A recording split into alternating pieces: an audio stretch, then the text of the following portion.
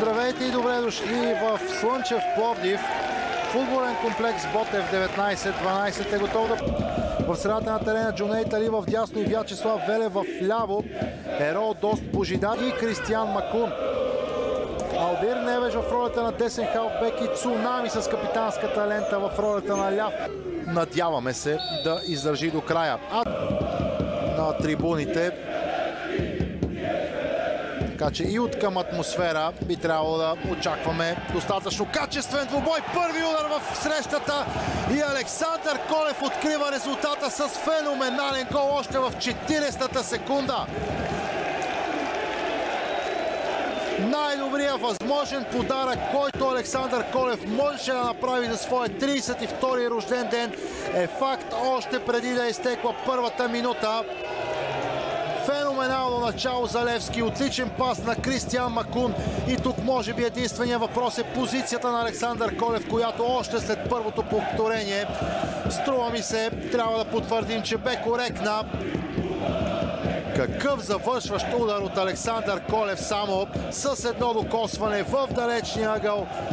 Направи така, че един от най-добрите вратари в родното първенство Янко Георгиев, момчил Цветанов, който ще действа във вътрешността на терена за родопския тим, вместо по фланга, там където сме свикнали в огромна част от кариерата си да действа футболист с номер 7. Сега Мислович в наказателното поле опитва да нагласи топката за по-силния си ляв крак.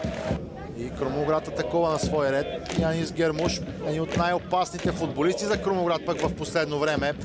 Добър финт от Енрике, удар.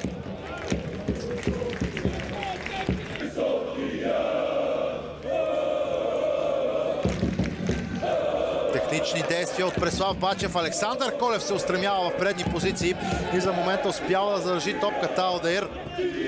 Марин Петков. Дали няма да последва и ударето го и него и 2-0 за Левски. 23-та минута Марин Петков записва своето име сред голмайсторите с далеч удар. Топката описа много странна парабола. Дали нямаше и рикошет? Честно казано няма кой знае какво значение. Така или иначе гостите вече имат много солидна преднина. Всичко започна от техничните действия на Преслав Бачев, който комбинира с Александър Колев. Тарана на Левски задържа топката. Алдаир пък подаде на Марин Петков, който за пореден път ни демонстрира едно от най-силните оръжия в своя арсенал. Че Матей Шимич се опита с глава да изчисти топката. Дали не я и докосна в крайна сметка. Двете страхотни попадения на Александър Колев и Марин Петков носят комфортния аванс за гостуващия тим без нито секунда. В атака вече Матеуш Енрике и Наско Милев. За Левски логично без промени за Станислав Генчев след солидното първо полувреме, което неговия отбор изигра. Матей Маркович на вратата, Келиан Вандеркап, Кристиян Димитров и Кристиян Макун в отбрана. Асен Митков зад топката. Излишно е да казваме колко опасни могат да бъдат централните бранители на Левски в такива ситуации. Още един опит от Кристиян Димитров. Едно попадение. Иначе през изминалия сезон две равенства и една победа за Левски. Сега добро нападение в жълто, центриране и удар с левия крак на Марин Петков. Кристиян Димитров дали игра с ръка без сигнал от главния съдия. Продължава Кристиян Димитров да задържа топката. Подаване и удар с глава на Александър Колев. Намеса от Янко Георгиев.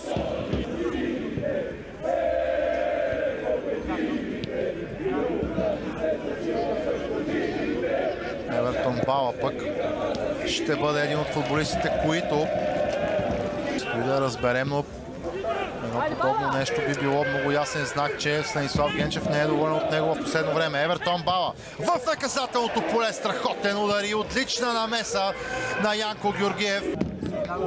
Търсят удобния момент за центриране в наказателното поле. Родост решава самостоятелно да пробие. Юсеин след това с удар и гол. Гол за Крумовград, но има вдигнат флаг за засада. Наско Милев е убеден, че позицията му е била чиста. Гледаме повторението на ситуацията и начина, по който Ерол Дост преодоля няколко съперника. Струва ми се обаче, че среща, след която Крумовград ще посрещне паузата в FBET Лига на 10-то място с 20 точки.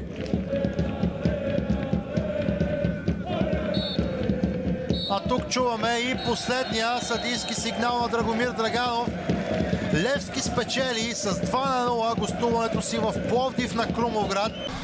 За гола много хубав пас получиха дълбочина от Макун. Възползва се ситуацията. Доста го тренирам този удар, така че се получи доста атрактивно попадение. Това е плотна работа и малко късмет, който имах нужда от него до някъде. Със сигурност това ни беше идеята, ако можем до 15-та минута да вкараме гол, тъй като знам, че отбора на Крумовград първите 15 минути така са малко по-колебливи. Идеята беше да ги притиснем дълбоко в тяхната половина и да вкараме ранен гол. Получи ни се, даде ни повече самочувствие, успяхме да отбележим втори гол. И както видяхте, имахме ситуации и положения за 3-0, 4-0, но така последния пас малко липсваше.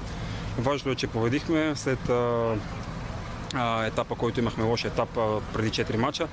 Последните 4 мача с победа. Остава ни още един финал, както се казва, и можем вече да мислим за почивка. Искам да го поздравя Преско, раздаде се на Макс, можеше да вкара гол, поизмори се накрая, схвана се момчето, но добър така мач за него. Щастлив съм, доста талант има това момче, така че му пожелавам само да расте напред и нагоре. Като цяло да, мога да кажа, че изиграхме добър матч. Единственото, за което можем да съжаляваме, че победата не е по-изразителна, тъй като много рано отбелязахме 2 гола, футболистите се поуспокоиха, започнаха да играят с много по-голямо самочувствие.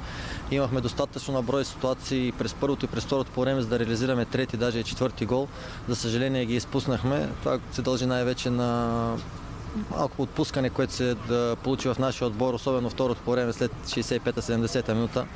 Опитах се на полувремето да кажа на футболисти, че трябва да играем концентрирано до последния съдийски сигнал и докато съдията не свири край на матча, ние сме длъжни да направим всичко възможно да отбележим трети гол. Това беше и целта ни. Не успяхме, но вие сте прав, наистина балансиран двубой и това, което беше най-важно да постигнем победа с добра игра, мисля, че го изпълнихме. Има за какво да съжаляваме повече. Искаше ни се точките да бъдат повече. Най-много съжаляваме за двете домакински загуби от Берое септември. Всеки един двубой е ключов за нашия отбор. Купата е цел на отбора, така че трябва да подходим сериозно, да не се подвеждаме по това, че играем срещу отбор от втора дивизия. Всеки един матч трябва да подхождаме сериозно и да може да излезем като победители, за да може да гледаме по-спокойно вече и към зимната подготовка.